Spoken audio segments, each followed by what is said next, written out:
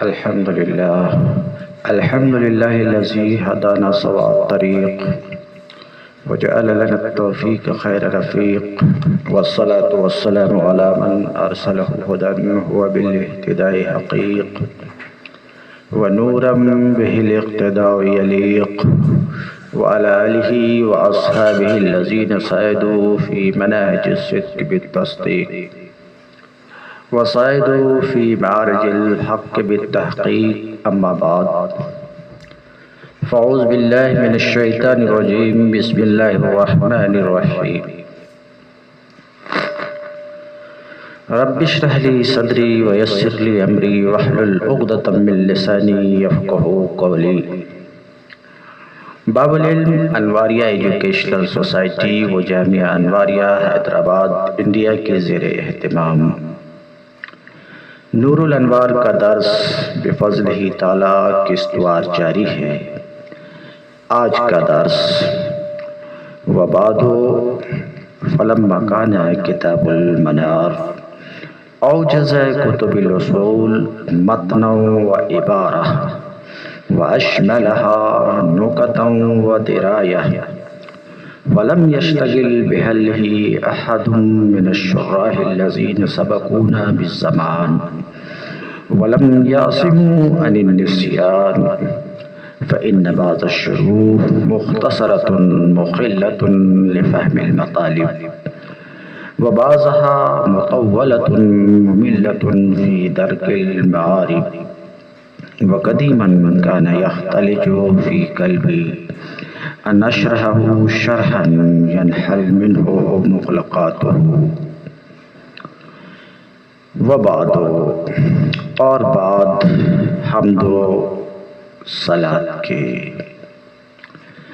بعد کے اعراب کی تفصیل اگر آپ کو معلوم کرنی ہے تو میرے درس شرح تہذیب سماعت فرمائیں، وہاں بعد کے اعراب کی تفصیل آپ کو دستیاب ہوگی. فلما کے فا کے حال کو بھی جاننا ہو تو اس کے لیے بھی درس شرح تہذیب کی طرف آپ رجوع فرمائیں. وہاں پر فلما میں جو فا ہے اس کی وجہ آپ کو معلوم ہوگی. فلما کان کتاب المنار اوجز کتب الاصول متنا و عبارہ. جیسا کہ پچھلے سبق میں آپ سماعت فرما چکے کہ کتاب نور الانوار یہ شرح ہے کتاب المنار کی، تو کتاب المنار متن متین ہے اور شرح ہے نور الانوار. صاحب نور الانوار کہتے ہیں فلما کان کتاب المنار اوجز کتب الاصول متنا. جب کتاب المنار اصول فقہ کی کتابوں میں مختصر ترین کتاب ہے متن کے اعتبار سے. متن کتاب کی عبارت جس کی شرح کی جا سکے اسے متن کہتے ہیں. تو جب کتاب المنار اصول فقہ کی مختصر ترین کتاب ہے متن کے اعتبار سے اور عبارت کے اعتبار سے، وَأَشْمَلَهَا اور جامع ترین کتاب ہے، جامع ترین کتاب ہے دقائق اور درایت کے اعتبار سے. نکت نقطہ کی جمع، دقیق مشکل مسئلہ، نقطہ دقیق مشکل مسئلہ جو دقت نظر سے حاصل ہو، درایا علم. اور جامع ترین کتاب ہے دقیق مشکل مسئلہ کے اعتبار سے اور درایت کے اعتبار سے وَلَمْ يَشْتَغِلْ بِحَلِّهِ أَحَدٌ مِّنَ الشُّرَّاحِ الَّذِينَ سَبَقُونَا بِالزَّمَانِ، حالانکہ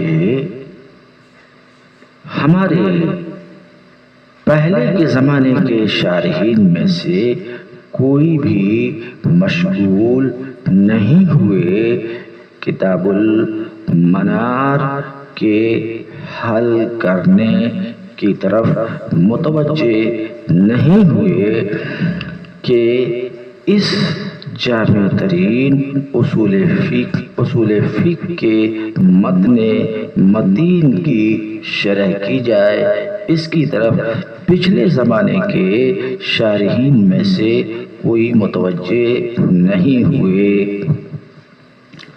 وَلَمْ يَعْصِمُوا عَنِ النِّسْيَانِ، ایک سوال کا جواب۔ ملا جیون رحمت اللہ علیہ کی کتاب نور الانوار جو کتاب المنار کی شرح ہے، اس سے پہلے کتاب المنار کی کئی شرحیں لکھی جا چکی تھیں۔ پھر ان کا یہ کہنا کہ پہلے کے شارحین میں سے اگلے شارحین میں سے کوئی بھی اس کے حل کی طرف متوجہ نہیں ہوئے، یعنی کسی نے بھی کتاب المنار کی شرح نہ کی۔ ان کا ایسا کہنا باوجود اس کے کہ کچھ شارحین نے کتاب المنار کی شرح کی تھی۔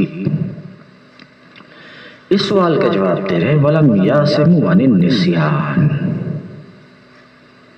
ہاں کچھ شارحین کتاب المنار کی شرح کیے مگر نسیان سے محفوظ نہیں رہ سکے، کیونکہ پہلے کی جو کچھ شرحیں ہیں تو ان شروحات میں سے کچھ شرح مختصرۃ اس قدر شارٹ ہے کہ مطالب کے مفہوم ہونے سمجھے جانے میں خلل پیدا کرتے، کوتاہی کا باعث بنتے، یعنی مطالب ان شروحات سے سمجھ میں نہیں آتے۔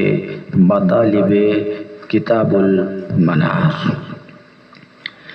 اور کچھ شروحات تو اس قدر دراز ہے، اتنی لمبی چوڑی ہے کہ مطالب کے حصول میں بیزار کر دیتی ہے، اکتاہٹ پیدا کر دیتی ہیں۔ تو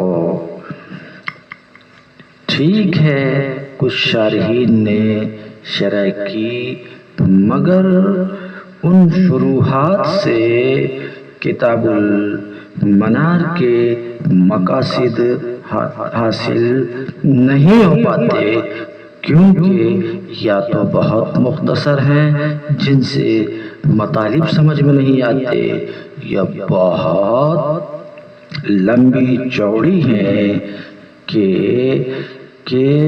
پڑھتے پڑھتے بیزاری ہو جاتی اور مطالب تک پہنچنا دشوار ہو جاتا ہے۔ وَقَدِيمًا كَانَ يَخْتَلِجُ فِي قَلْبِي أَنْ أَشْرَحَهُ شَرْحًا يَنْحَلُّ مِنْهُ مُغْلَقَاتُهُ، قدیم عرصہ دراز سے میرے دل میں یہ بات گردش کر رہی تھی۔ عرصہ دراز سے شارح کہتے ہیں، ملا جیون فرماتے ہیں کہ عرصہ دراز سے میرے دل میں یہ بات گردش کر رہی تھی کہ میں اس کی کتاب المنار کی میں اس کی ایک ایسی شرح کروں، میں اس کی ایک ایسی شرح کروں جس شرح سے کتاب المنار کے پیچیدہ مسائل و مطالب کھل جائیں اور ان کے مشکل مسائل کی توضیح ہو جائے من غیر تعرض للاعتراض والجواب، اعتراض و جواب کو پیش کیے بغیر، یعنی زیادہ پیش کیے بغیر، زیادہ اعتراض و جواب کو لائے بغیر۔ تو ایک زمانے سے میرے دل میں آتا تھا کہ میں اس کی ایک ایسی شرح تحریر کروں جس سے کتاب المنار کے مغلق مسائل حل ہو جائیں اور مشکل مسائل کی توضیح ہو جائے اعتراض و جواب کو لائے بغیر، اور یہ بھی کہ لِأَذْكُرَ لِمَا صَدَرَ مِنْهُمْ مِنَ الْخَلَلِ، یہ بھی کہ اس انتشار اور پراگندگی کو بھی میں بیان کر دوں جو اگلے شارحین سے صادر ہوئی تھی۔ ایک زمانے سے یہ بات میرے دل میں آتی تھی، وَلَمْ يَتَّفِقْ لِي ذَلِكَ، مگر ایک عرصہ تک مجھے اس کی توفیق نہ ملی، توفیق نہ ہوئی اس کی، یعنی شرح لکھنے کی، شرح کرنے کی توفیق نہ ہوئی، لکثرت المشاغل، کاموں کے انبار کی وجہ سے، اور بارگیر یعنی اسباب کی تنگی کی وجہ سے۔ بات صاف ہے۔ فَإِذًا أَنَا وَصَلْتُ إِلَى الْمَدِينَةِ الْمُنَوَّرَةِ وَالْبَلَدَةِ الْمُكَرَّمَةِ، کہ اچانک میں مدینہ منورہ اور مکہ مکرمہ پہنچا۔ فقرأ علی الکتاب المذکور بعض خلانی وخلص اخوانی من الخطباء المعظمہ للحرم الشریف والمسجد المنیر۔ جب میں وہاں پہنچا تو میرے پاس ذکر کردہ کتاب یعنی کتاب المنار کو میرے بعض احباب خلان خلیل کی جمع ہے، میرے بعض دوست میرے پاس پڑھے، وخلص اخوانی، اور میرے بھائی یعنی حرم شریف اور مسجد منیف، مسجد عالی کی خطبہ کے خلص دوست اور احباب میرے پاس ذکر کردہ کتاب کو پڑھے۔ فَاقْتَرَحُوا بِهَذَا الْأَمْرِ الْعَظِيمِ وَالْحَبِّ الْجَسِيمِ، تو ان حضرات نے گزارش کی اقتراح طلب کرنا، ان حضرات نے اس بڑے کام کی، الامر العظیم، بڑے کام کی، والحب الجسیم، اور عظیم عمل کی، عظیم کام کی گزارش کی۔ بات صاف ہے کہ آپ اس کتاب کی ایک شرح تیار کریں، لکھیں۔ انہوں نے گزارش کی، وَحَكَمُوا عَلَيَّ جَبْرًا، اور بس یہ گزارش نہیں رہی بلکہ جبر کی حد تک انہوں نے مجھے حکم دیا اور میرے کسی عذر کو نہیں سنا۔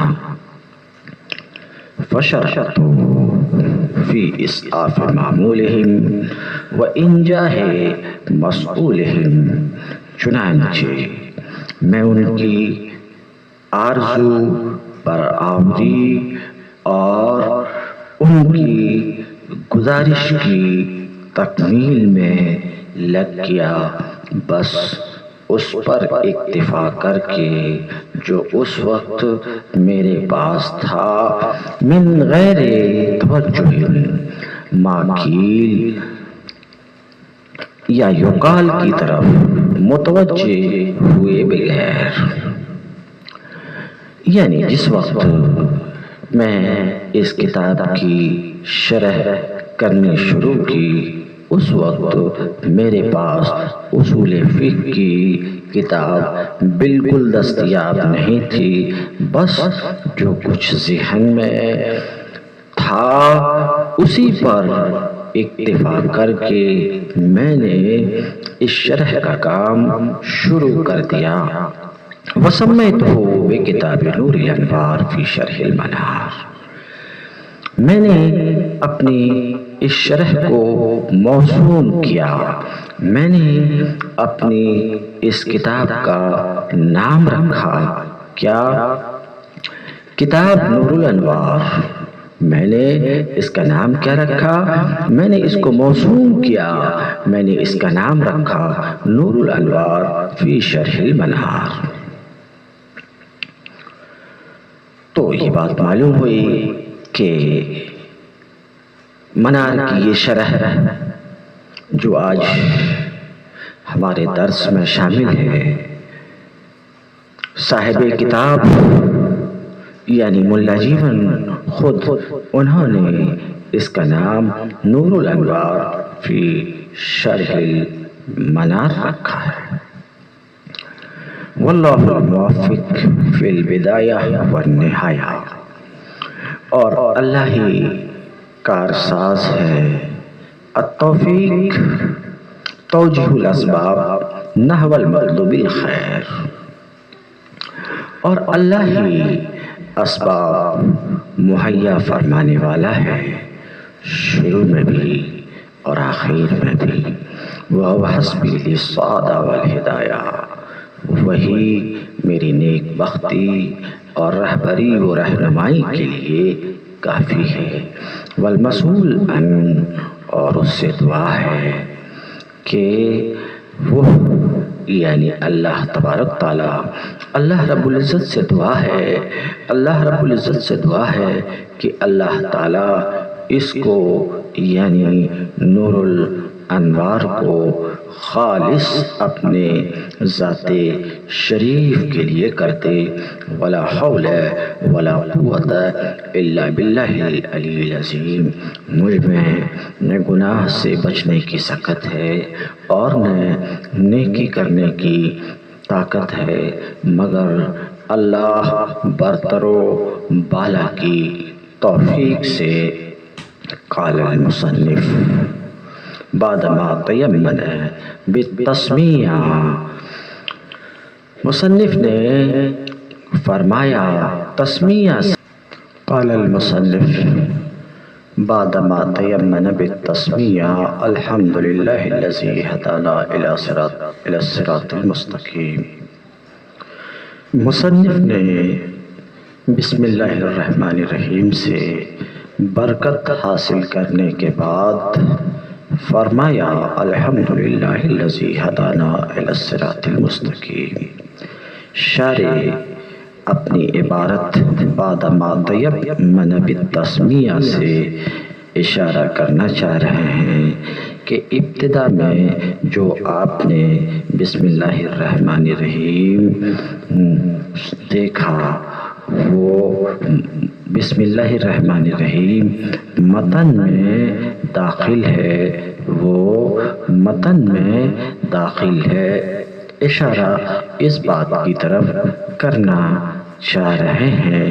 ہاں تو تسمیہ متن کا ہے، جیسا کہ شروع میں اس بات کو شروع درس میں اس بات کو بیان کر چکا ہوں۔ تو اس پر اگر آپ کا سوال یہ کہ مصنف یعنی شارح کی تصریح کے بعد تو یہ بات معلوم ہوئی کہ وہ بسم اللہ جو شروع میں ہم نے دیکھا وہ متن میں داخل ہے، وہ متن کا ہے، تو پھر شارع کا تسمیہ کہاں ہے؟ جواب، اسی پر شارع نے اکتفا کیا کیونکہ تسمیہ کے الفاظ اور حروف میں کوئی چینجنگ نہیں ہے۔ ہاں، تسمیہ کے بعد جو آپ نے حمد دیکھا تھا، تسمیہ کے بعد جو آپ نے حمد دیکھا تھا، الحمدللہ الذی جعل اصول الفقہ مبنی للشرع والاحکام الی آخرہ، وہ حمد شارع کا ہے۔ حمد کے الفاظ میں چینجنگ ہو سکتی ہے، ہوتی ہے، جیسا کہ آپ دیکھ رہے ہیں۔ تو وہ جو حمد آپ نے دیکھا وہ شارع کا ہے، مصنف کا حمد یہاں سے ہے، الحمدللہ الذی ہدانا الی الصراط المستقیم۔ تو بات بہرحال یہ چل رہی تھی کہ تسمیہ متن میں داخل ہے۔ مصنف نے تسمیہ سے برکت حاصل کرنے کے بعد فرمایا، الحمدللہ الذی ہدانا الی الصراط المستقیم، تمام تعریف اس خدا کے لیے ہے جس نے ہمیں سیدھی راہ دکھائی، جس نے ہمیں سیدھی راہ تک، جس نے ہماری سیدھی راہ تک رہنمائی کی۔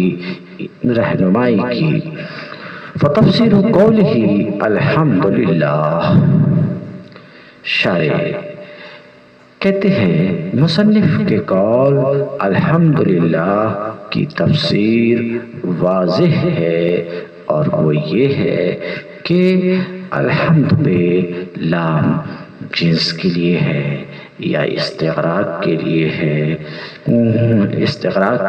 ہے، اور حمد والثناء باللسان علی الجمیل الاختیاری نعمتاً کان او غیرہا کا نام ہے، اور اللہ، لام للہ میں لام وہ اختصاص کے لیے ہے، اور اللہ تو علم ہے، اللہ علم علی الاصح للذات الواجب الوجود المستجمع لجمیع صفات الکمال۔ یہ رہی الحمدللہ کی تفسیر جو بقول شارع کے واضح ہے۔ تو مصنف کا قول الحمدللہ، اس کی تفسیر واضح ہے جس کو آپ نے سماعت فرمایا۔ وَأَمَّا الْهِدَایَةُ، لیکن ہدایت، یہ ہدایت کہاں سے؟ تو مصنف کے قول میں ہے الذی ہدانا، ہدا فعل ماضی معروف صیغہ واحد مذکر غائب ہے، یہ مشتق ہے، یہ بنا ہے ہدایت سے، یعنی اس کا مصدر ہدایت ہے۔ تو ہدایت کے معنی شارع بیان کرنا چاہ رہے ہیں، تو کہتے ہیں اما الہدایہ فکما قیل، لیکن لفظ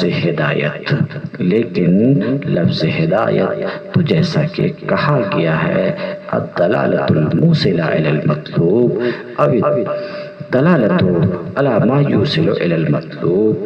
شارع اپنی اس عبارت سے اس بات کی طرف اشارہ کرنا چاہ رہے ہیں کہ ہدایت کے معنی میں اختلاف ہے، ہدایت کے معنی میں اختلاف ہے۔ ایک گروہ اس بات کے قائل ہے کہ ہدایت کا معنی ہے ایصال الی المطلوب۔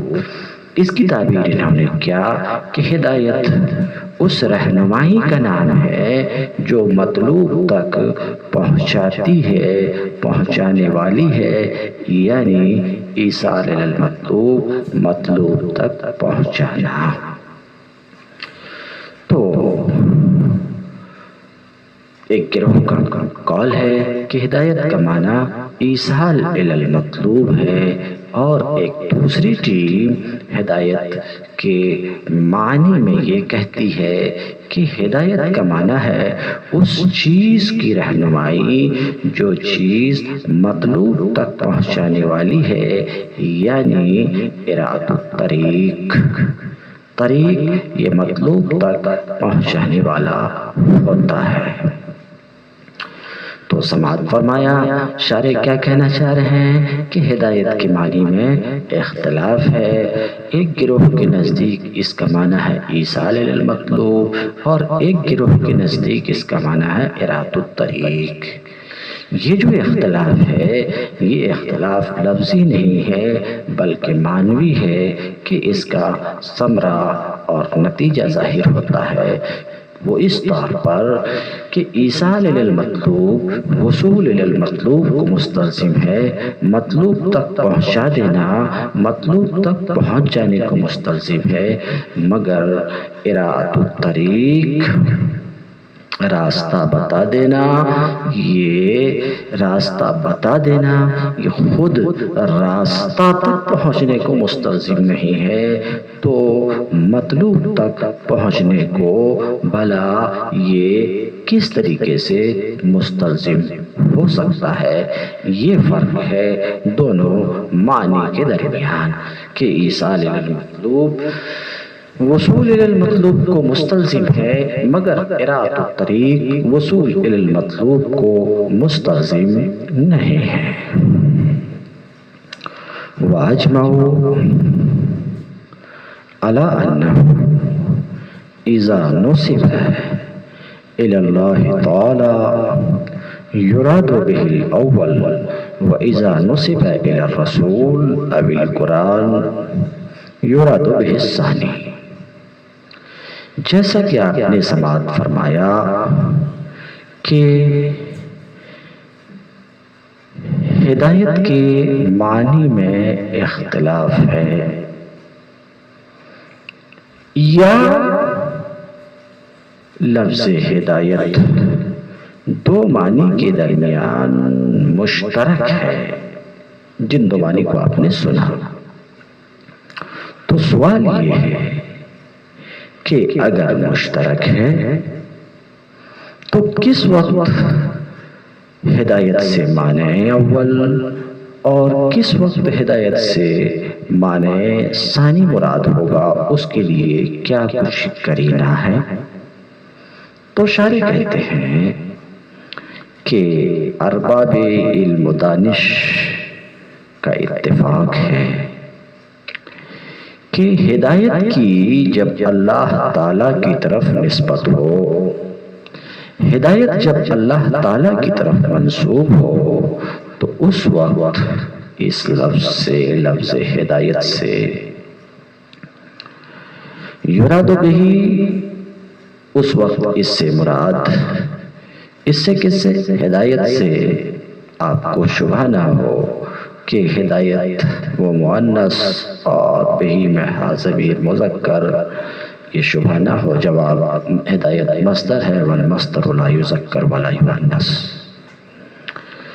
تو ارباب دانش کا اجماع ہے کہ اس وقت جب کہ ہدایت اللہ تعالیٰ کی طرف منسوب ہو، ہدایت کی نسبت اللہ تعالیٰ کی طرف کی گئی ہو، تو اتفاق ہے اس بات پر کہ ہدایت سے اس وقت مراد ایصال الی المطلوب ہے، یعنی الدلالۃ الموصلہ الی المطلوب ہے۔ اور جب ہدایت کی نسبت کی جائے کس کی طرف؟ اللہ کے رسول کی طرف، رسول اللہ صلی اللہ علیہ وسلم کی طرف، رسول کی طرف ہدایت کی نسبت کی جائے، یا اللہ کی کتاب کی طرف ہدایت کی نسبت کی جائے، تو اس وقت ہدایت سے مراد دوسرا معنی یعنی الدلالۃ علی ما یوصل الی المطلوب، یعنی اراد الطریق ہے۔ اس کو کہہ رہے ہیں اذا نسب الی الرسول او القرآن، ہدایت کی جب نسبت کی جائے، ہدایت جب منسوب ہو رسول کی طرف یا قرآن کی طرف، اس وقت اس سے مراد اراد الطریق ہے۔ اتنی سی بات پر اہل علم کا اتفاق ہے، ایسا شارح کہتے ہیں۔ تو سوال یہی تھا کہ جب ایسا ہے کہ ہدایت کے معنی میں اختلاف ہے تو آخر ہے کیا؟ جب ایسا ہے کہ ہدایت دو معنی کے درمیان مشترک ہے تو کس وقت کون سا معنی مراد لیا جائے، اس کے لیے کیا کچھ کرینہ ہے؟ تو ایک قول تو شارح نے یہ ذکر کیا کہ ہاں، اہل علم کا اتفاق ہے کہ جب ہدایت کی نسبت اللہ تعالیٰ کی طرف ہو اس وقت ایصال المطلوب اس سے مراد ہے، اور رسول یا قرآن کی طرف ہدایت منسوب ہو تو اس وقت اس سے مراد اراد الطریق ہے۔ وقالوا ایسا،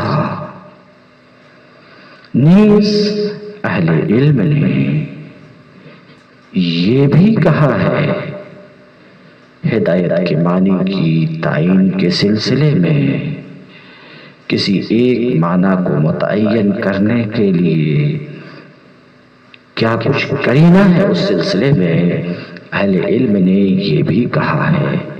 کیا کہا ہے؟ انہو اذا ادی الی المفعول الثانی بلا واسطہ یراد بہ الاول۔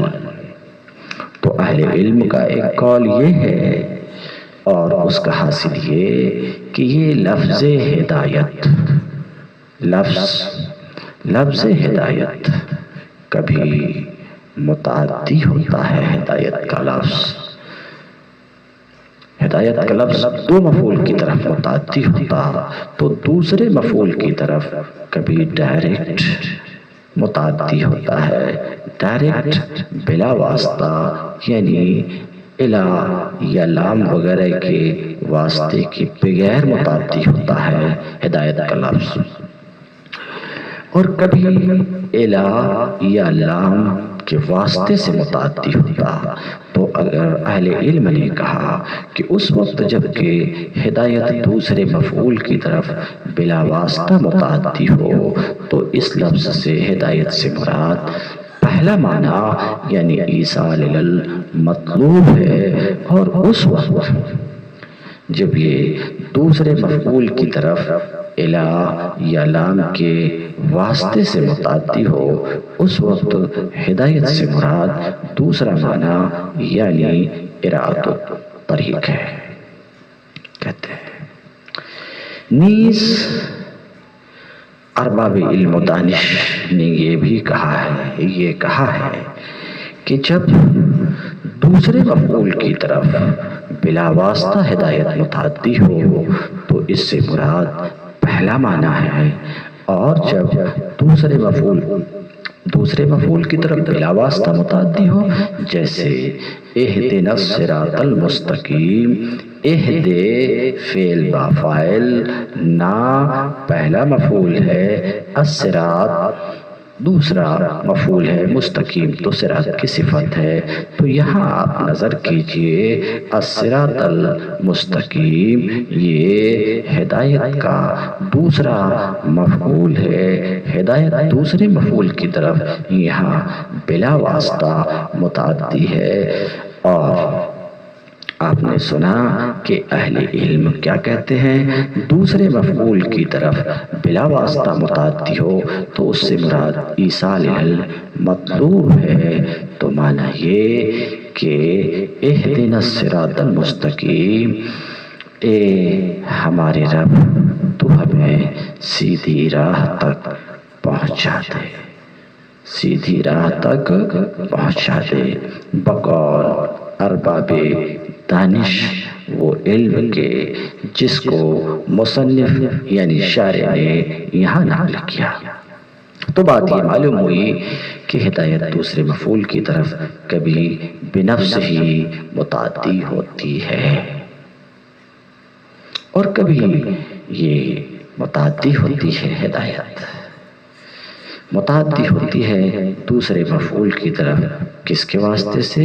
الا کے واسطے سے، جیسے کتاب میں ہے انک تہدی الی صراط مستقیم، یہاں تہدی متعدی ہے صراط کی طرف، الہ کے واسطے سے، الہ کے واسطے سے پہلا مفعول مقدر ہے، انک تہدی الناس، تہدی الناس تو تہدی فعل با فاعل اور پہلا مفعول الناس مقدر ہے اور دوسرا مفعول صراط ہے، تو یہاں ہدایت متعدی ہے دوسرے مفعول کی طرف الہ کے واسطے سے، تو بات یہ معلوم ہوئی کہ ہدایت دوسرے مفعول کی طرف الہ کے واسطے سے بھی متعدی ہوتی ہے، جیسے انک تہدی الی صراط مستقیم،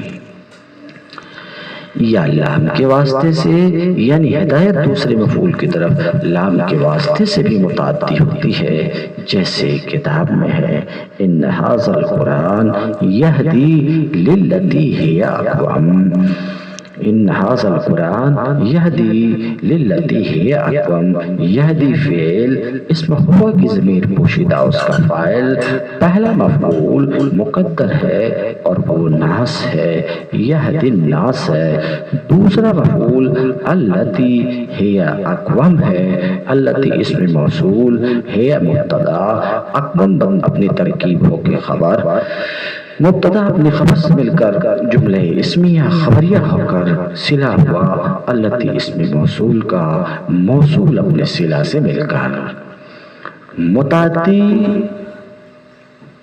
یہدی کا اور کھلے لفظ میں موصول اپنے صلہ سے مل کر مجرور الی حرف جار کا، جار اپنے مجرور سے مل کر ظرف لغو ہوا، بہرحال تو یہدی فعل با فاعل، اس کا پہلا مفعول ناس ہے، دوسرا مفعول التی ہے، یہاں ہدایت دوسرے مفعول کی طرف متعدی ہے لام کے واسطے سے، تو بات معلوم یہ ہوئی کہ ہدایت دوسرے مفعول کی طرف لام کے واسطے سے بھی متعدی ہوا کرتی ہے۔ یراد بہ الثانی، تو اہل علم نے کہا کہ ہدایت اگر دوسرے مفعول کی طرف متعدی ہو الی یا لام کے واسطے سے، اس وقت ہدایت سے مراد دوسرا معنی یعنی ارادۃ الطریق ہے، تو سماعت فرمایا، وہاں ہونا اور یہاں متن کی عبارت میں، مصنف کی عبارت میں، الحمدللہ الذی ہدانا الی الصراط المستقیم، یہ جو عبارت آ رہی ہے شارح کی طرف سے، اس عبارت کا حاصل مصنف پر ایک اعتراض،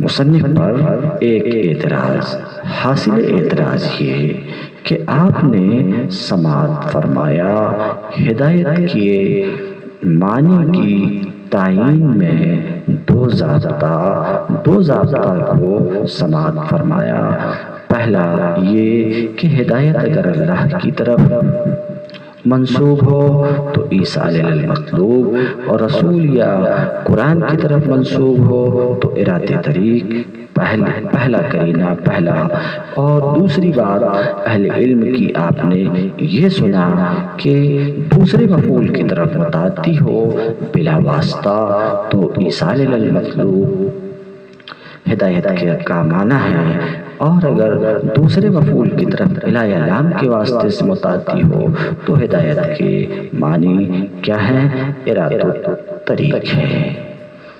تو کہتے ہیں کہ آپ نے سماعت فرمایا کہ ہدایت کے معنی کے سلسلے میں دو اقوال اہل علم کے ہیں، اب ماتن پر اعتراض یہ ہے کہ اگر پہلے قانون کو دیکھا جائے تو اس جملے میں ہدایت کا معنی ایصال المطلوب ہوتا ہے، کیونکہ الذی ہدانا میں ہدایت کی نسبت اللہ کی طرف ہے، نہ تو ضمیر مفعول بھی ہے،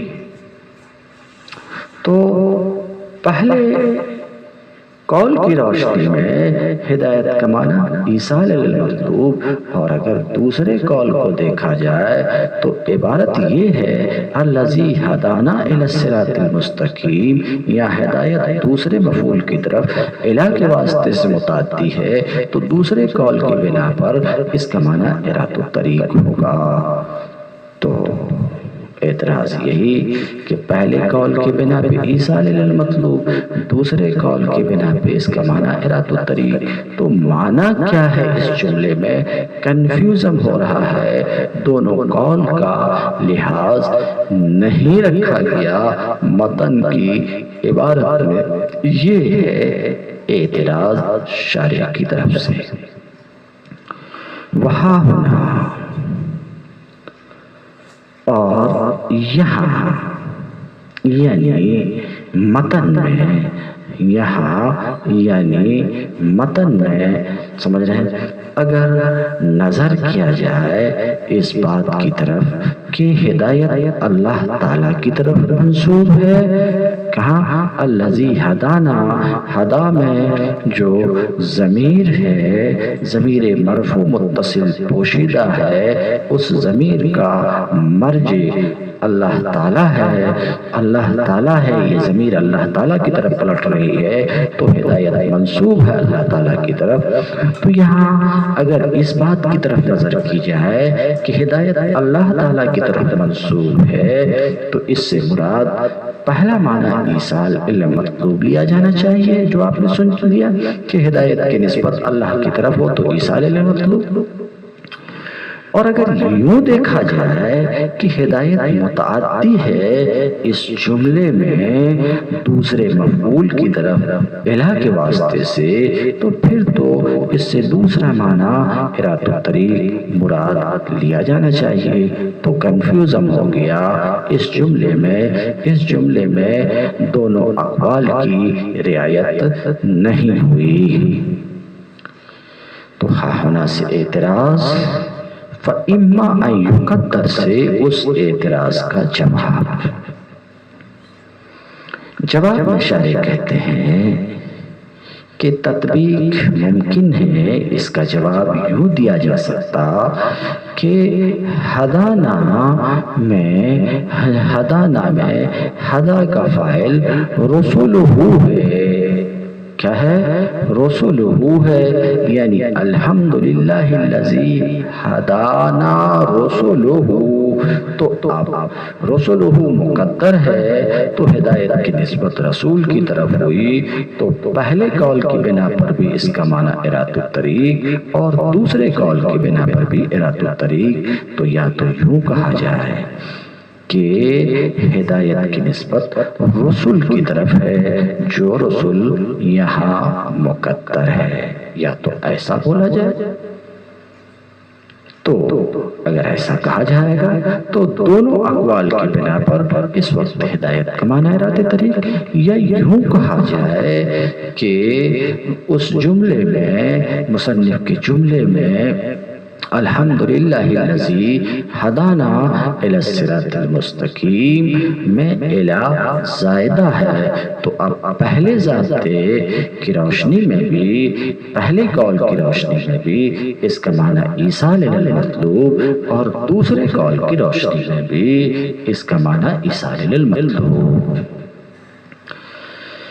یا تو یہ کہا جائے اما ان یقدر ہدانا رسولہ، یا تو کہا جائے کہ رسولہ یہاں پر مقدر ہے، یا یوں کہا جائے کہ کلمہ الہ الصراط میں جو الہ ہے یہ زائدہ ہے، تاکید و تقویت کے لیے ہے۔ بہرحال جو بھی کہا جائے تکلف سے خالی نہیں ہے، لا یخلو ھذا ان تمحل، یہ تکلف سے خالی نہیں ہے۔ والصراط المستقیم والصراط الذی یکون علی الشارع العام، متن کی عبارت میں صراط مستقیم ہے، تو شارح صراط کا معنی بیان کر رہے ہیں کہ صراط کسے کہتے ہیں، اولا، ثانیاً صراط مستقیم سے متن کی عبارت میں مراد کیا ہے؟ تو پہلی بات، والصراط المستقیم هو الصراط الذی یکون علی الشارع العام، اور صراط مستقیم تو وہ راستہ ہے، صراط مستقیم وہ راستہ ہے جو عام شاہراہ پر، وہ راستہ جو عام شاہراہ پر ہو، الشارع بڑا راستہ، عام شاہراہ پر ہو، اور ہر ایک چلنے والا اس پر دائیں بائیں کی گلیوں کی طرف مڑے بغیر چلا جائے، چل سکے، چلتا رہے، وہ ہے صراط مستقیم۔ تو صراط مستقیم، صراط کا معنی آپ نے سنا کہ صراط کسے کہتے ہیں؟ یہ وہ راستہ ہے جو عام شاہراہ پر ہو، جس پر کوئی بھی چلنے والا دائیں بائیں کی گلیوں کی طرف مڑے بغیر چلے۔ وَهُوَ الَّذِي يَكُونُ مُعْتَدِلًا، یہ وہ راستہ ہے جو افراط اور تفریط یعنی شدت اور رخوہ، سختی اور نرمی کے بیچ درمیانہ ہو۔ صراط وہ راستہ جو سختی اور نرمی کے بیچ درمیانہ راستہ۔ وَهَذَا صَادِق، آپ نے صراط کا معنی سن لیا، اب اس کے مصداق کو بتانا چاہ رہے ہیں۔ مصداق کو بتا کر کے یہ کہنا چاہ رہے ہیں کہ متن کی عبارت میں جو ہے الحمدللہ الذی ہدانا الی الصراط المستقیم، تمام تعریف اللہ کے لیے ہے جس نے ہمیں صراط مستقیم تک پہنچایا، جس نے ہمیں صراط مستقیم کی رہنمائی کی۔ صراط مستقیم سے کیا مراد ہے؟ کیا مراد ہے؟ ایک شہر سے دوسرے شہر جانے والا بڑا سیدھا سا راستہ وہ مراد ہے، یا یہاں پر صراط مستقیم سے کچھ اور مراد ہے؟ کیوں؟ کیونکہ صراط مستقیم کا مفہوم تو آپ نے سنا، گویا کہ یہ ایک کلی ہے، صراط کلی ہے اور اس کے بہت سے افراد ہیں۔ ایک شہر سے دوسرے شہر ڈائریکٹ جانے والا سیدھا راستہ وہ بھی صراط مستقیم کا ایک فرد ہے، اور بھی اس کے افراد ہیں۔ تو کون سا فرد صراط مستقیم سے مراد ہے؟ اس کی طرف شارع اشارہ کرنا چاہ رہے ہیں۔ وَهَذَا صَادِق، صراط مستقیم، صراط مستقیم صادق ہے محمد صلی اللہ علیہ وسلم کی شریعت پر اور فلاں پر اور فلاں پر، اور اللہ نے ہمیں ان تک پہنچایا، ان کی رہنمائی کی۔ تو کیا کہہ رہے ہیں؟ صراط مستقیم ھذا صادق علی شریعت محمد، صراط مستقیم یہ صادق ہے محمد صلی اللہ علیہ وسلم کی شریعت پر۔ کیسے صادق ہے؟ لِأَنَّهَا، اس لیے کہ شریعت محمد صلی اللہ علیہ وسلم کی شریعت افراط و تفریط کے بیچ درمیانی شریعت ہے، معتدل شریعت ہے۔ اور صراط مستقیم وہی ہوتا ہے جو افراط و تفریط کے بیچ درمیانہ ہو۔ اور یہ بات شریعت محمد صلی اللہ علیہ وسلم پر صادق ہے، اس لیے کہ آپ کی شریعت افراط اور تفریط کے بیچ میں ہے، افراط و تفریط کے بیچ میں ہے۔ اس لیے کہ شریعت محمد اس افراط کے درمیان ہے، اس شدت کے درمیان ہے جو شدت موسیٰ علیہ السلام کے دین میں تھی۔ مثال کے طور پہ موسیٰ علیہ السلام کی شریعت میں یہ بات تھی کہ جس جگہ نجاست لگ جائے اس جگہ کو کھرچنا ضروری ہے، اسے کھرچنا ضروری ہے، اور ہمارے یہاں یہ ہے کہ اس کو ختم کرنا، اس کو دھو دینا یا پوچھ دینے کا حکم ہے۔ تو ان کی شریعت میں افراط ہے۔ مثلاً مجرم کی سزا ان کے یہاں قتل بھی تھی، قتل بھی تو قبول ان کے یہاں قتل بھی مجرم کی سزا ہے، یعنی توبہ میں ان کی شریعت میں توبہ میں کیا ہے؟ قتل نفس کا حکم۔ توبہ میں فَاقْتُلُوا أَنفُسَكُمْ کتاب میں ہے، فَاقْتُلُوا أَنفُسَكُمْ، تو ان کی شریعت میں توبہ میں قتل نفس کا حکم ہے۔ ہماری شریعت میں یہ شدت نہیں ہے۔ تو موسیٰ علیہ السلام کے دین میں شدت افراط دیکھتے ہیں، اور عیسیٰ علیہ السلام کے دین میں بہت نرمی دیکھتے ہیں، تفرید دیکھتے ہیں۔ سمجھ رہے ہیں؟ جیسے عیسیٰ کی علیہ السلام کی شریعت میں شراب حلال، ایک قول کے مطابق خنزیر حلال، یہ دونوں چیزیں شریعت عیسیٰ میں حلال تھی، شریعت عیسیٰ میں حلال تھی، مگر شریعت محمد میں یہ دونوں چیزیں حرام ہیں۔ تو شریعت محمد صلی اللہ علیہ وسلم، محمد صلی اللہ علیہ وسلم کی شریعت اس افراط جو موسیٰ کے دین میں تھی اور اس تفرید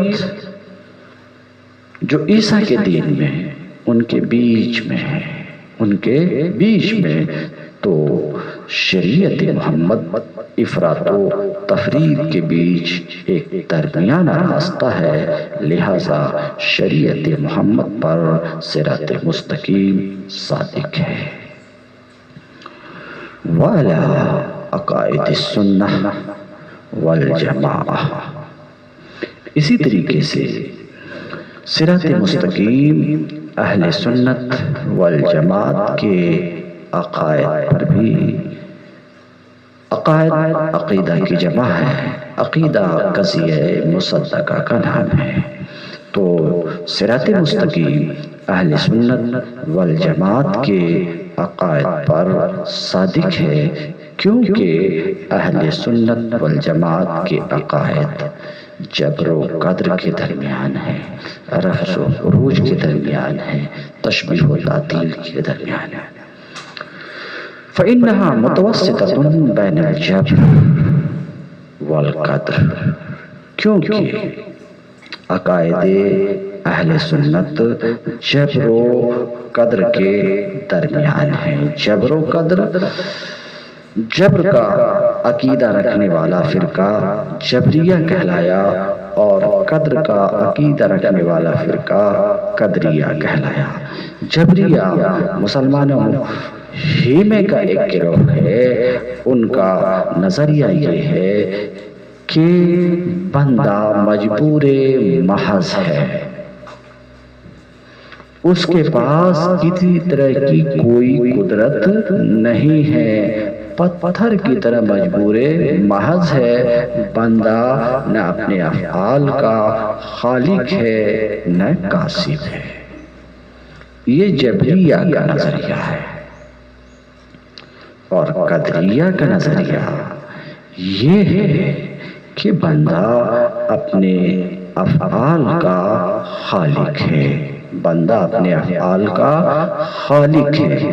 تو جبریہ کا نظریہ کہ بندہ مجبور محض ہے، نہ اپنے افعال کا خالق ہے اور نہ کاسب ہے، اور قدریہ کا نظریہ بندہ قدرت والا ہے، یعنی قدرت والا یعنی بندہ اپنے افعال کا خالق ہے، یہ نظریہ ہے۔ حالانکہ ان کا یہ نظریہ باطل ہوتا ہے۔ اللہ تعالیٰ کے قول واللہ خلقکم وما تعملون، اللہ تمہارا بھی خالق ہے اور تمہارے اعمال و افعال کا بھی خالق ہے۔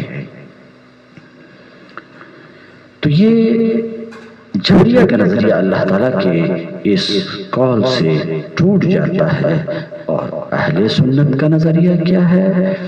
بندے کو قدرت کاسبہ ہے، خالقہ نہیں ہے، یعنی ان دونوں کے درمیان جبریہ کا یہ کہنا مجبور محض ہے، کسی طرح کی کوئی قدرت نہیں ہے، نہ بندہ اپنے افعال کا کاسب ہے نہ خالق ہے، اور جبریہ اس بات کے قائل ہیں کہ فل پاور بندہ کو ہے اور بندہ اپنے افعال کا خالق ہے۔ اور ہمارا اہل سنت کا عقیدہ یہ ہے کہ بندہ اپنے افعال کا خالق نہیں ہے، کاسب ہے۔ ایک طرح کا بندہ کو اختیار اور کچھ قدرت ہے، مگر قدرت ایسی قدرت نہیں ہے کہ وہ اپنے افعال کا خالق ہو۔ تو یہ اہل سنت کے عقائد ہیں، اور یہ عقیدہ افراط و تفرید کے درمیان ہے، لہذا عقائد اہل سنت پر بھی صراط مستقیم صادق ہے، اس کو کہتے ہیں والا عقائد سنہ والجماعہ۔ اور صراط مستقیم اہل سنت والجماعت کے عقائد پر صادق ہے، کیونکہ اہل سنت والجماعت کے عقائد جبر و قدر کے درمیان ہیں، اور بین الرفض والخروج، اور اہل سنت والجماعت کے عقائد رفض و خروج کے درمیان ہیں۔ آپ کو پتہ ہے کہ مسلمانوں میں دو فرقے ہوا کرتے تھے اور اب بھی ہیں، ایک رافضی اور ایک خارجی۔ روافض کا حال یہ ہے کہ روافض نے اکثر صحابہ کو چھوڑا، کہ اکثر صحابہ کو انہوں نے چھوڑ دیا۔ انہیں پرواہ نہیں ہے کہ ایک آدمی کی تعریف کرنے سے، ایک آدمی کی محاسن بیان کرنے سے، صحابی رسول میں سے ایک چند کی جھوٹی تعریف کرنے سے ہزاروں کی مذمت ہو جاتی ہے، ہزاروں کی مذمت ہو جاتی۔ اس بات کی روافض کو کوئی پرواہ نہیں ہے، ہزاروں کی ہو جائے تو ہو جائے، ایک بس وہ بچا رہے، ہزاروں عیبی ہو جائے، برے ہو جائے، نو ٹینشن روافض کو۔ آپ بات سمجھ رہے ہوں گے، اتنے ہی پر میں اکتفا کرتا ہوں۔ تو روافض کا حال یہ ہے کہ اکثر صحابہ کو انہوں چھوڑے اور شیخین کی امامت کا انکار کیے، سیدنا ابو بکر صدیق رضی اللہ تعالی عنہ کی امامت کا انکار کیے، سیدنا عمر فاروق رضی اللہ تعالی عنہ کی امامت و خلافت کا انکار کیے۔ روافض کا یہ حال ہے۔ اسی طریقے سے مسح علی الخفین کا انکار کرتے ہیں۔ امیر معاویہ اور ان کے گروہ کے لوگوں کو گالی دیتے ہیں،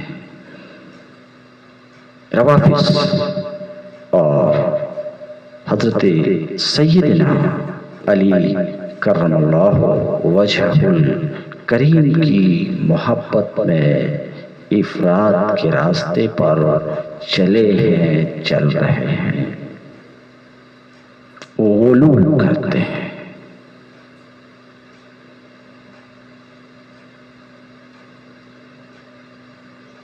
حد یہ ہے کہ بس صحابی میں صرف حضرت علی ہی سب کچھ ہے، باقی کوئی کچھ نہیں۔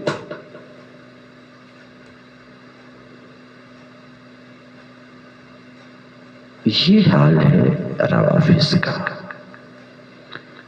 بالیقین حضرت سیدنا علی کرم اللہ وجہہ الکریم اسد اللہ الغالب ہیں، صحابی رسول ہیں، داماد رسول ہیں، شیر خدا ہیں، اس میں کوئی کلام نہیں۔ یہ شبہ سے بالاتر بات ہے۔ علم کے سمندر تھے، اس میں کوئی شک نہیں، مگر ایسا نہیں کہ دوسرے کوئی صحابی کچھ نہیں تھے، یہ بھی غلط ہے، یہ بھی غلط ہے اور بہت غلط ہے، بہت غلط ہے۔ تو روافض اکثر صحابہ کو چھوڑے شیخین کی امامت کا انکار کیے، مسح علی الخفین کا انکار کیے، حضرت امیر معاویہ اور ان کے ٹیم اور گروہ کے لوگوں کو گالی دیے اور دے رہے ہیں۔ تو علی کرم اللہ وجہہ الکریم کی محبت میں افراد کیے اور خوارج سیدھے راستے سے خروج کیے اور حضرت علی داماد رسول کے خلاف جنگ کی۔ یہ تو طور طریقے اور اعمال اور نظریات تھے اور ہیں روافض و خوارج کی، مگر اہل سنت کے عقائد دیکھیے۔ ہم مشاجرات صحابہ میں، اہل سنت مشاجرات صحابہ میں کف لسان کرتے ہیں۔ مختصر حضرت امیر معاویہ رضی اللہ تعالی عنہ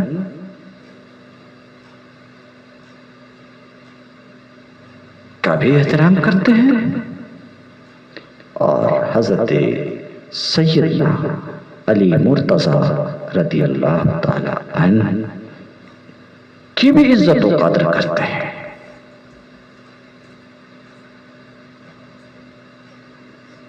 اور کف لسان کرتے ہیں ان کے مابین جو اختلافات ہوئے ہیں اس میں چون چرا کرنے سے، اور ہم سب کو نیک مانتے ہیں، تمام صحابہ کو نیک مانتے ہیں۔ یہ اہل سنت کا عقیدہ ہے۔ کیوں کہتے ہیں؟ اہل سنت کا نظریہ یہ ہے کہ اہل سنت کف لسان کرتے ہیں اور یقین رکھتے ہیں کہ اس بات کا کہ الصحابۃ کلہم عدول، صحابہ سب کے سب عادل ہیں۔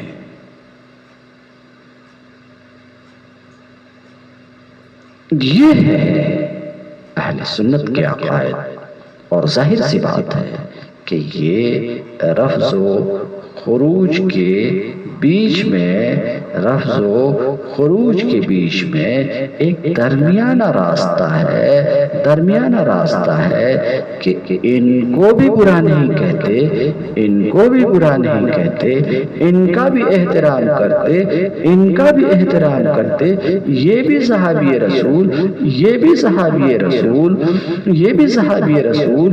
ایک باب العلم ہے تو ایک کاتب القرآن ہے، ایک داماد رسول ہیں تو دوسرے بھی رشتہ دار رسول ہیں. ہاں یہ ضرور ہے کہ ایک کی قرابت مضبوط ہے دوسرے کی قرابت سے، تو مضبوط قرابت والے کو مضبوط ہی کہتے ہیں، کمزور نہیں کہتے. مگر اس کا یہ مطلب نہیں ہے کہ یوں کہتے ہیں کہ دوسرے کو کوئی قرابت ہی نہیں رسول سے، یہ بھی غلط ہے. بہرحال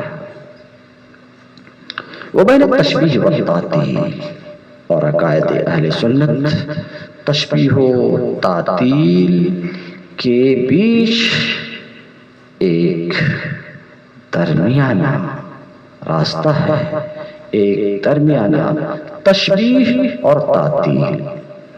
مسلمانوں میں سے دو گروہ ہیں، ایک مشبہہ اور ایک مسلمانوں میں ایک گروہ ہے مشبہہ اور ایک گروہ ہے معطلہ.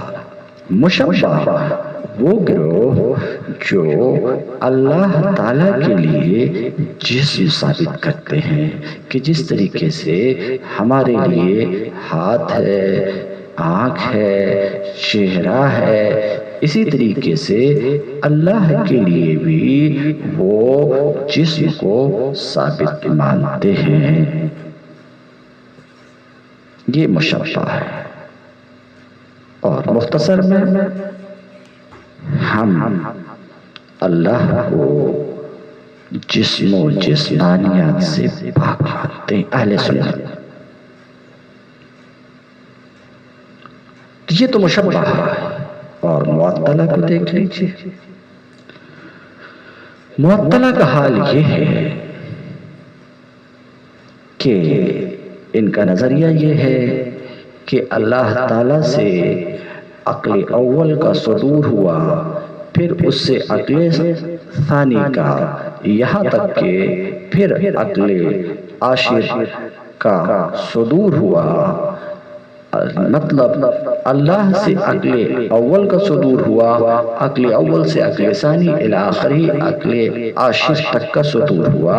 یعنی اللہ نے عقل اول کو بنایا اور بنانے کے بعد ڈسچارج ہو گیا، اس کا چارج ختم ہو گیا. نعوذ باللہ. اب جو بھی چارج یعنی بنانے ہی میں جتنی طاقت تھی وہ سب ختم ہو گئی. بناتے بناتے ہی پورے کمزور ہو کر کے اس کی قوت ختم ہو گئی، بالکل ڈسچارج.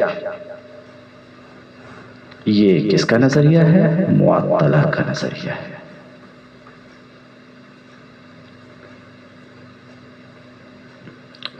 اہل سنت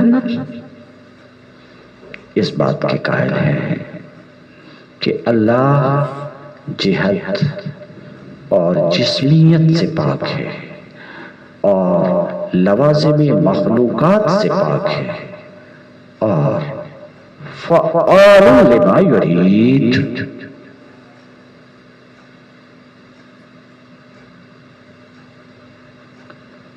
جو چاہتا ہے وہ اب بھی کرتا ہے اور ہمیشہ کرتا رہے گا جیسے کہ پہلے کرتا رہا تھا. یہ اہل سنت کا عقیدہ ہے. تو عقائد اہل سنت یہ ایک درمیانہ راستہ ہے جو جبر و قدر، رفع و خروج اور تشبیہ و تعطیل کے درمیان ہے، جو دیگر فرقوں میں، جماعتوں میں اس قسم کی تشبیہ و تعطیل، رفض و خروج، جبر و قدر پائی جاتی ہے جو دوسرے فرقوں میں پائی جاتی ان کے درمیان میں ہے۔ تو آپ نے سنا صراط مستقیم شریعت محمد پر صادق ہے، صراط مستقیم اہل سنت والجماعت کے عقائد پر صادق ہے، یعنی صراط مستقیم کا ایک مصداق و فرد شریعت محمد ہے۔ اسی طریقے سے ایک مصداق و فرد عقائد اہل سنت والجماعت ہے، یعنی صراط مستقیم عقائد اہل سنت والجماعت پر بھی صادق ہے۔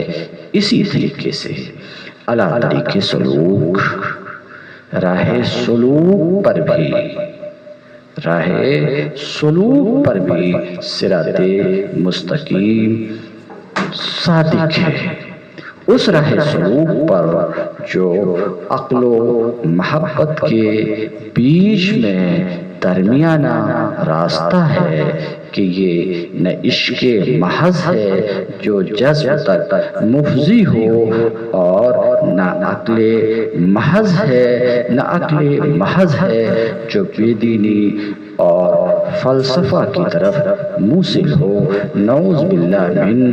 اس سے ہم اللہ کی پناہ طلب کرتے ہیں۔ تو دیکھا متن کی عبارت میں جو ہدانا الی الصراط المستقیم ہے، اس سے مراد شریعت محمد ہے، اس سے مراد شریعت محمد ہے، اس سے مراد عقائد اہل سنت ہے، اور بقول شارح کے اس سے مراد راہ سلوک بھی ہے، مگر وہ راہ سلوک جو درمیانہ ہو، وہ راہ سلوک جو درمیانہ ہو۔ صراط مستقیم سے وہ راہ سلوک مراد ہے، مگر وہ راہ سلوک جو خرافانہ ہو، مجرمانہ ہو، شریرانہ ہو، کہ محرم میں ڈھول، باجے، گاجے، تازیے اور بھنگ اور گانجا نوش کر کے اپنے سینے پہ چاقواں مارے، نہ کالے کپڑے پہن کر کے ماتم کرنا۔ جس راہ سلوک میں یہ بات ہے تو ظاہر سی بات ہے وہ تو افراط و تفریط کے درمیان نہیں ہوا، مگر وہ راہ سلوک جو ان خرافات سے پاک ہے، جس میں اخلاق کو آراستہ کیا جائے، بڑوں کی عزت کرنی سکھائی جائے، اپنے نفس کو سدھارا جائے، غیروں کی عزت و قدر کرنا سکھائے، اور یاد مولا سے غافل نہ ہونے دے، یقیناً اس راہ سلوک پر صراط مستقیم صادق ہے۔ وفیہ تلمیح الی قولہ تعالی، آخر میں کہتے ہیں کہ متن کی عبارت الحمدللہ الذی ہدانا الی الصراط المستقیم میں تلمیح ہے۔ تلمیح اثناء کلام کسی قصہ یا شعر یا کہاوت وغیرہ کی طرف اشارہ کا نام تلمیح ہے۔ تو متن کی عبارت الحمدللہ الذی ہدانا الی الصراط المستقیم، اس میں تلمیح ہے اللہ تعالیٰ کے قول اہدنا الصراط المستقیم کی طرف۔ تمت درس اليوم وآخر دعوانا ان الحمدللہ رب العالمین۔